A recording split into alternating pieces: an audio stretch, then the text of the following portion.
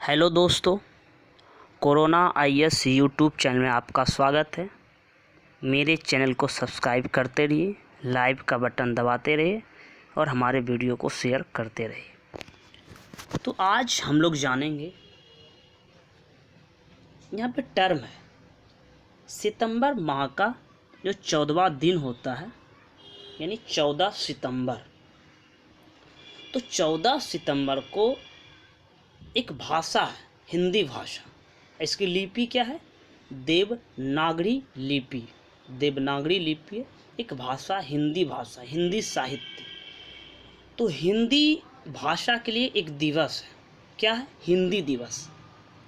हिंदी दिवस यानी राष्ट्रीय हिंदी दिवस, नेशनल हिंदी डे, वो भी राष्ट्रीय स्तर पर भारत में 14 सितंबर को मनाया जाता है। कब? 14 सितंबर को मनाया जाता है। और इस हिंदी दिवस को मनाने की पूरी प्रक्रिया जानते हैं, और हमारे संविधान में क्या प्रावधान बने, क्या क्या नियम बने, और हिंदी एक आधिकारिक भाषा, एक राज्य भाषा कैसे बनी, इसकी पूरी प्रक्रिया जानकारी हम आपको बताते हैं। तो हिंदी को भारत की आधिकारिक भाषा के रूप में अपनाने के लिए 14 सितंबर को प्रतिवर्ष हिंदी दिवस मनाया जाता है।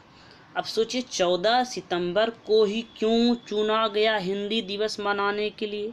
आइए उसके बारे में बताते हैं।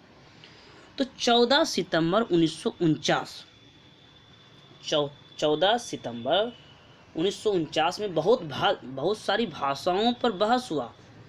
भाई किस भाषा को राजभाषा चुना जाए, आधिकारिक भाषा चुना जाए।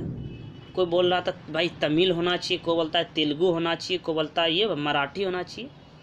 अब देखा भाई, हिंदी बहुल आबादी ज़्यादा है, हिंदी बहुल आबादी ज़्यादा है भाई, हिंदी समझने वाले, पढ़ने वाले, बोलने वाले ज़्यादा है। तो 14 सितंबर 1949 में संविधान क्या है? हमारे देश का कानून है। तो संविधान बनने के लिए सभा हुई, उसकी सभा यानी बैठक हुई थी। तो 14 सितंबर 1949 को संविधान सभा द्वारा राजभाषा के जितने भी संवैधानिक प्रावधान हैं, जितने भी संवैधानिक नियम हैं, जितने भी कानूनी नियम थे, संवैधानिक प्रावधानों को पारित कराया गया। सभी ने पारित किया। तो पारित करने के बाद सभी ने सोचा, विचारा, समीक्षा किया। तो समीक्षा करने के बाद 14 सितंबर 1949 को देवनागरी लिपि में हिंदी भाषा को भारत की आधिकारिक भाषा बना दी गई। अब समझिए 14 सितंबर को क्यों मनाया जाता है? क्योंकि 14 सितंबर 1949 को संविधान सभा द्वारा राजभाषा, हिंदी को राजभाषा बनाने के लिए जितने भी संवैधानिक प्रावधान थे उसे पारित कराया गया। अभी कोई कानून पारित कराना तो कैसे संसद में पारित कराया जाता था, उसमें संविधान सभा में पारित कराया गया।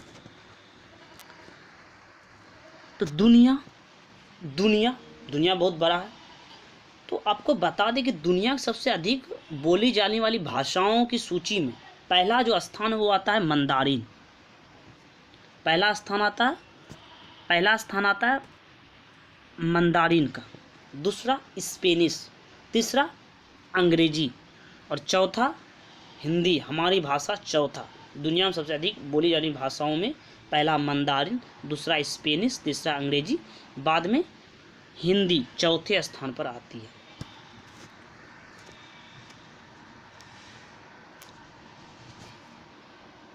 दुनिया में लगभग 520 मिलियन से अधिक लोग, सोच सकते हैं, यानी 50 करोड़ से अधिक लोग, 520 मिलियन से अधिक लोग हिंदी को अपनी पहली भाषा के रूप में बोलते हैं।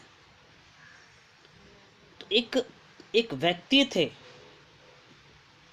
भाजपा के दिग्गज नेताओं में से एक अटल बिहारी वाजपेयी पहले विदेश मंत्री थे, जिन्होंने संयुक्त राष्ट्र महासभा माने यूनाइटेड नेशन के जनरल असेंबली माने सभी देश के अध्यक्ष बैठे थे, उसमें विदेश मंत्री अटल बिहारी वाजपेयी थे। संयुक्त राष्ट्र महासभा को हिंदी में संबोधित किया, हिंदी भाषा में संबोधित किया। आपको बता दें कि अभी अब फंसना नहीं, आपको एक राष्ट्रीय हिंदी दिवस होता है, एक विश्व हिंदी दिवस, यानी वर्ल्ड हिंदी डे, वो 10 जनवरी को मनाया जाता है। कब? 10 जनवरी को विश्व हिंदी दिवस मनाया जाता है। 10 जनवरी को विश्व हिंदी दिवस मनाया जाता है। तो हमारे संविधान में क्या क्या, हिंदी को कहाँ रखा गया है वो भी जान लेते हैं। तो हिंदी संविधान की 8वीं अनुसूची में, तो 8वीं अनुसूची में, संविधान की 8वीं अनुसूची में 22 भाषाओं का उल्लेख है। तो संविधान की 8वीं सूची में 22 भाषाओं के उल्लेख में से हिंदी भी एक भाषा है। ये 22 भाषाओं में एक हिंदी भी हमारा भाषा है, ये 8वीं अनुसूची में कहा गया है। ठीक,